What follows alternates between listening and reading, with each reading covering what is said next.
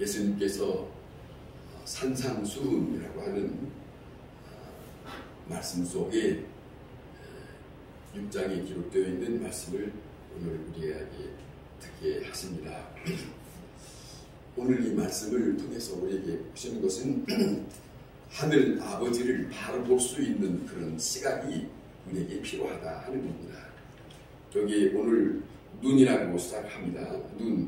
눈을 히브리 말로 말하면 아인이라고 말하는데 여기에는 샘이라고 하는 뜻도 있고 원천이라고 하는 뜻도 있습니다.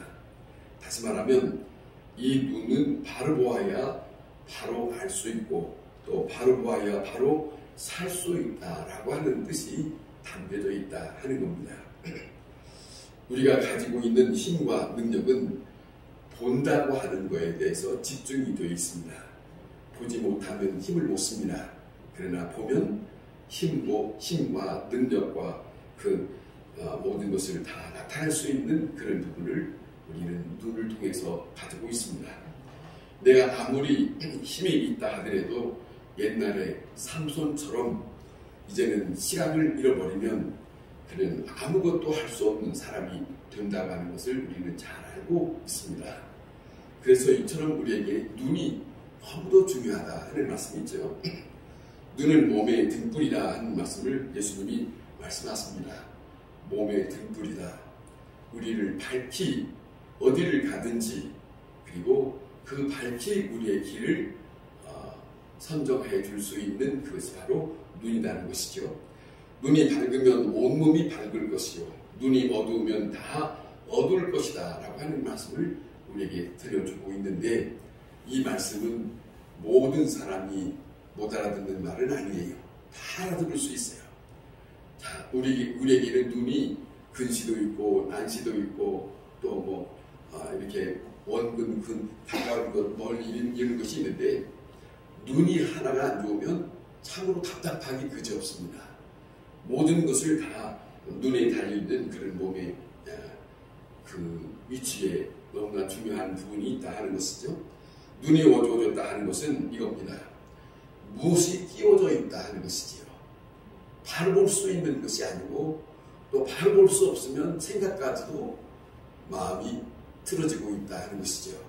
우리가 잘 알고 있는 것처럼 가룟 유다는 예수님과 3년 동안을 같이 다니면서 예수님이 행하셨던 말씀과 이적을 다 보았습니다. 그 소중한 말씀, 그 소중한 이적들을 보여주신 예수님의 뜻은 예수님이 누구신가 그리고 하늘 아버지의 뜻이 무엇인가 하는 것을 다 보여주는 것이거든요. 그런데 결국 이 가룟 유다의 마음에 다른 것으로 씌워져서 예수님을 바로 볼 수 없는 사람이 되어서 예수님을 결국 팔아버리고 많은 배신자가 되고 그렇게 삶을 끝내는 안타까운 한 인생을 우리가 알고 있습니다. 자, 이 욕심이 눈이 어두워지게 만듭니다. 그렇지 않습니까? 예수님을 귀한 하나님의 아들로 보고 그리스도로 봤다면 그 시간마다 소중한 시간이에요. 예수님과 함께 있다고 하는 것, 예수님의 말씀을 듣고 있다고 하는 것이.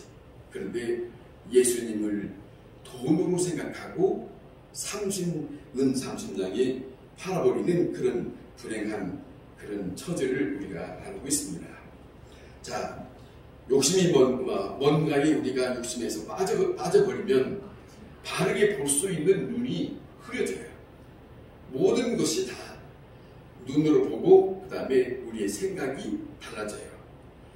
눈으로 보는 동안에 내가 옳은 것이냐 내가 그른 것이냐 선정할 수 있어요. 그것이 우리 마음속에 안착이 되는데 이 모든 것이 잘못되면 모든 것이 다 빗나가게 되고 만다 하는 것을 우리는 잘 알고 있습니다. 예수님은 말씀합니다. 이어져서 말씀하기를 이 말씀은 이거예요.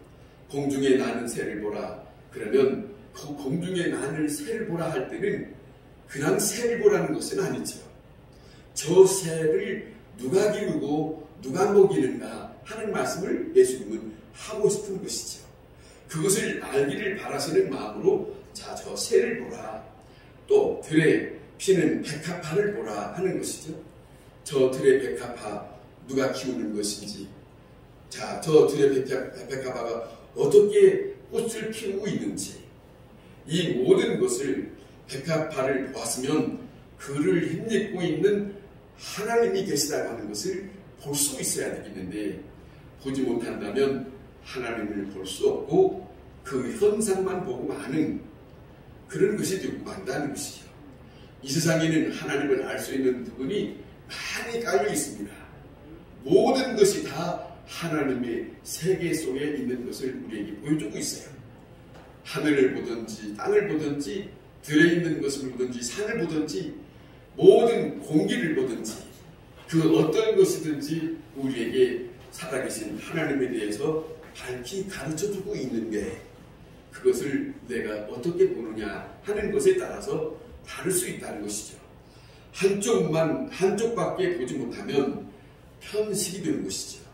자, 그렇지 않습니까? 중요한 것은 못 보고 마는 것이죠. 자, 예수님은 그래서 말씀합니다. 중요한 것은 이렇게 못 보면은 두 가지의 생각이 달라지는 것이죠. 두 가지 갈라지는 것이 되기 때문에 예수님이 말씀합니다. 한 사람이 두 주인을 섬기지 못한다. 간혹 예수를 믿도록 하기 위해서 전도하거나 사람들을 만나보면 간혹 이런 말을 하는 것을 쉽게 들을 수 있어요. 지금 현실 살아가는 동안에 너무 어려운데, 지금 현실 내가 먹고 사는 것이 너무 중요한데 이것을 놓고 라고 하는 말을 내세워요.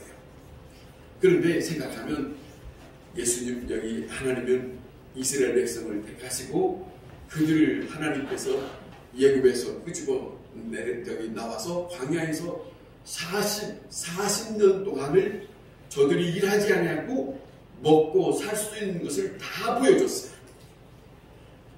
하나님의 말씀으로 사는 것을 보여줬어요. 그래서 하나님의 말씀이 어떤 건가 하는 것을 저들에게 분명하게 나타나시는 그런 것은 눈으로 보이지 못하지만 살아계신 하나님께서 너희에게 모든 것을 다스리고 그리고 모든 것을 먹이고 있지 않느냐 하는 것이죠. 우리가 성경에 보면 저들이 그렇게 많은 시간을 지낼 때에 옷이 헤어진 것이 없었다는 말씀을 합니다. 저들에게 굶주린 일이 없어요. 저들에게 필요한 대로 고기를 먹고 싶으면 고기를 먹고 저들에게 필요한 대로 먹여주셨어요. 저들에게 하나님이 살아계신 것을 증명하듯이 하나님께서 저들에게 나타내 주었다고 하는 것을 우리는 잘 알고 있습니다. 그 일이 그러면 오늘이라고 해서 시간이 많이 지났다고 해서 바꿔지느냐? 그건 아니죠. 2000년 전에도 예수님은 분명히 저들에게 많은 사람들이 있었을 때, 예수님의 말씀을 듣고 싶어서 많은 사람들이 왔을 때 저들이 돌아가다가 기진하여 저들이 쓰러질까봐 걱정하면서 저들에게 먹을 것을 주었어요. 그것이 바로 저 예수님이 예수가 누구인가를 스스로 보여주는 그런 모습이에요. 그러니까 내가 너희에게 이렇게 하는 것, 자, 저들이 충분히 먹고 남은 것이 얼마다 라고 하는 것을 우리에게 전해주고 있듯이 이 모든 세계는 하나님의 살아계심을 증거하고 있다 하는 것이에요. 그래서 예수님은 우리에게 분명히 말씀합니다. 한 사람이 두 주인을 섬길 수 없다. 재물과 하나님을 겸하여서 섬길 수 없다. 심지어 우리에게 말씀하시기를 그 어느 누구를 더 사랑하며 나를 대할 수 있는 것이 아니다. 주님은 말씀하기를 나를 더 사랑하라. 그렇게 말씀하여요. 예수님이 말씀하시기를 다 사랑한 다음에 그 다음에 그것을 보고 나를 위하여 어떻게 살았는지를 보고, 이것은 다름이 아니라 살아계신 하나님의 역사를 스스로 고백하는 것이죠. 사는 것은 인정하는 것이죠. 그렇게 사는 것을 보면서 핍박하고 욕먹고 어려움을 당하면서 사는 그걸 보면서 주님은 하나님의 백성들을 살피시는 것을 우리는 성경을 통해서 알고 있습니다. 그래서 예수님은 말씀하는 거죠. 재물과 하나님을 겸하여 섬길 수 없다. 바로 이 시각 때문에 점점 어두워져서 정말로 바로 보고 바로 섬기고 바로 인생을 살아야 되겠는데, 이렇게 살아가지 못해서 물질로 쫓아가서 물질에 매여서 주님과 함께 하지 못하는 그런 시간들을 보내는 인생들에 대해서 말씀을 하고 있는 것을 우리는 잘 알고 있습니다. 우리가 아무리 물질과 함께 산다 할지라도 물질로 인해서 우리의 눈이 어두워져서는 안 된다 하는 거예요. 이 세상의 그 무엇보다도 제일로 우선적인 것은 우리를 살피시고 우리에게 함께 하시는 주 여호와 하나님이시다. 그것을 잊어서는 안 된다. 그 살아계신 그 하나님에 대한 고백을 하면서 살아계신 그 하나님은 여전히 전에도 함께 하셨고 오늘 지금도 나와 함께 하시고 앞으로도 나와 함께 하실 뿐이다. 그분이 모든 것을 다 책임져 주실 것이다. 요한복음 15장이 말씀합니다. 너희가 내 안에 거하고 너희가 내 안에 거하고 내가 너희 안에 거하면 그리고 모든 것을 너희가 필요한 대로 구하면 그랬어요. 그러니까 여기서 오늘 이 본문 속에서도 말씀하시기를 이방인과 같이 걱정하지 마라. 왜냐하면 하나님의 백성으로 산다면 나를 믿으라 그거지. 나를 믿으면 내가 너희에 대한 모든 삶을 살필 것이 아니겠느냐 하는 말씀을 우리에게 주고 있습니다. 눈이 성하면이라고 하는 말씀합니다. 눈이 성하면이라는 말은 초점을 바로잡고 흐트러짐 없이 온전한 목적으로 갈 수 있는 그런 눈을 말씀하는 것이죠.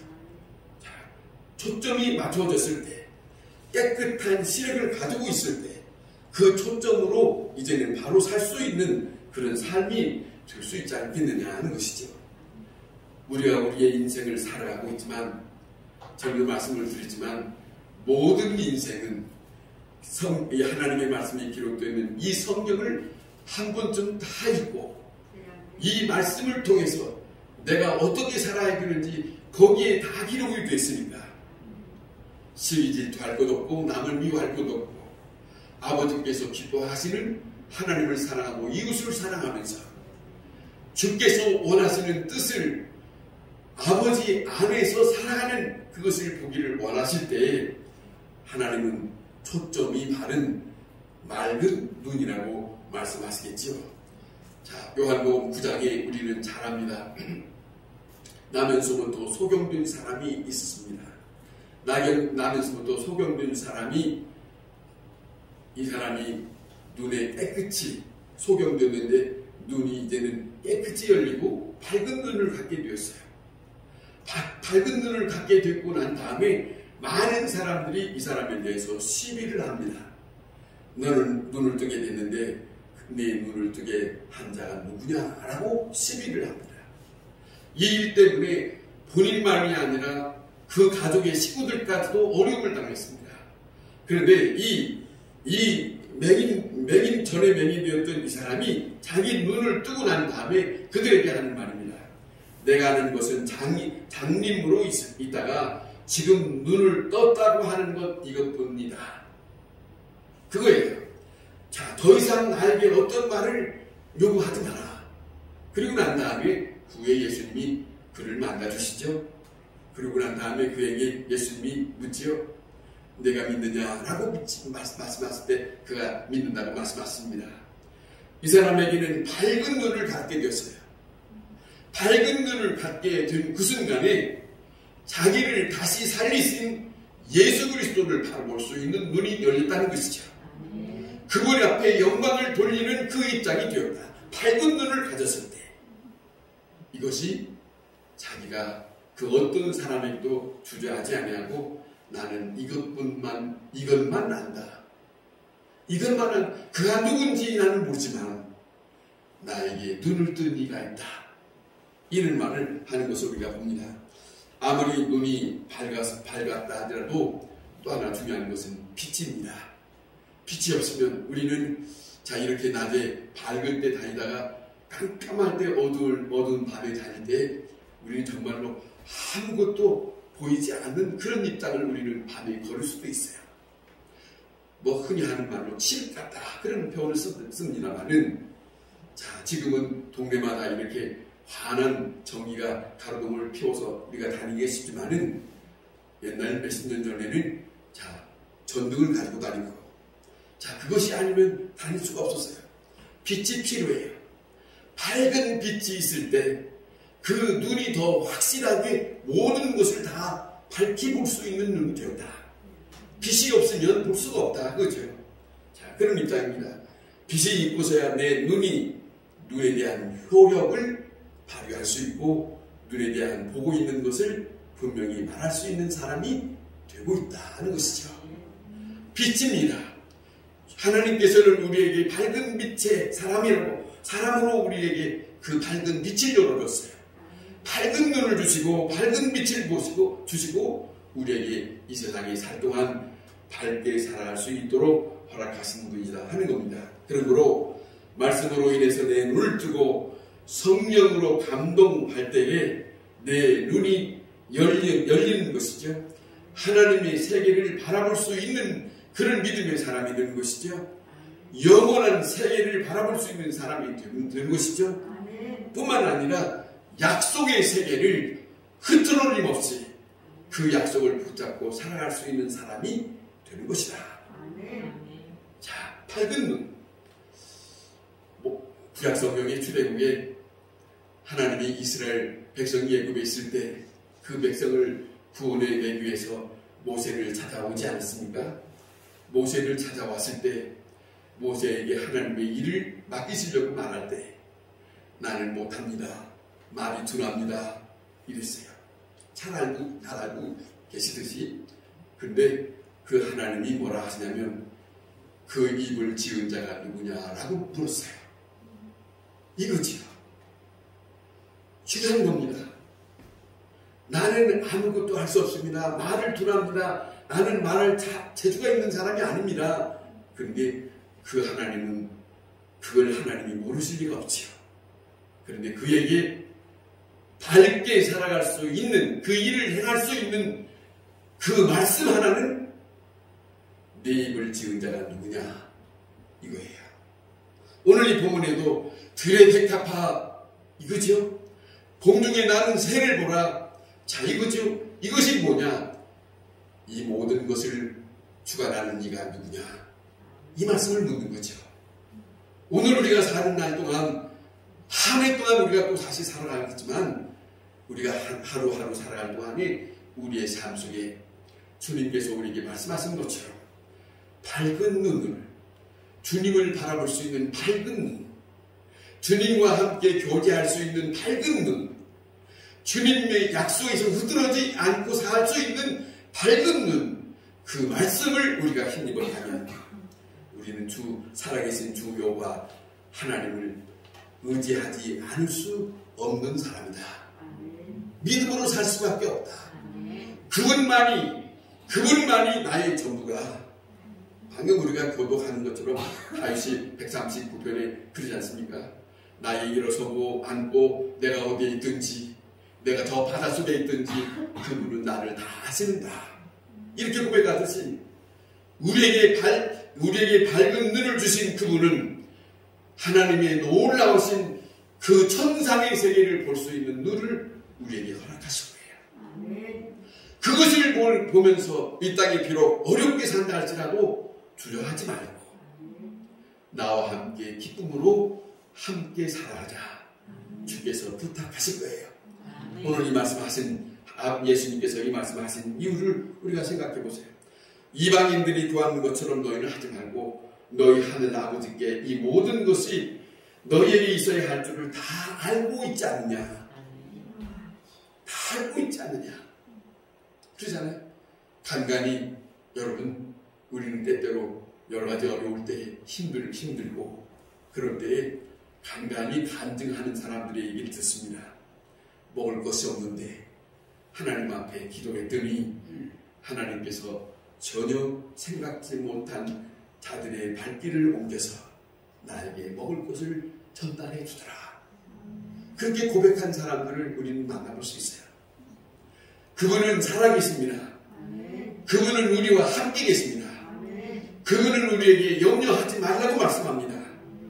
이 모든 것을, 이 세계의 모든 것을 다 주관하고 있고 그 모든 것을 다스리고 있다고 하는 살아계신 여호와, 훗날에 우리가 다시 육체 밖에서 만날 그 여호와를 아멘. 볼 것이라고 하는 욥의 고백처럼 그 고백과 함께 믿음으로 사시는 우리 모두가 될 수 있기를 바랍니다.